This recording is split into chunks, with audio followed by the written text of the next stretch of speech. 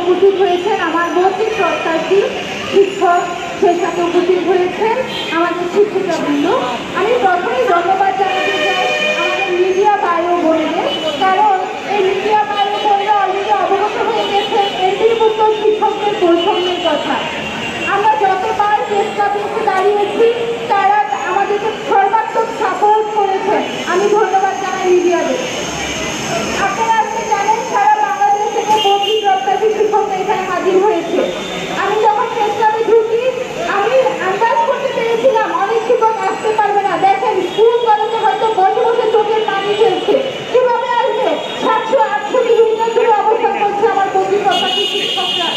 তারা ইচ্ছে করলেও তার কাবু নিয়ে প্রেস ক্লাবে আসতে পারছেন না, সেই জন্য আমাদের বন্দিতও হচ্ছে না।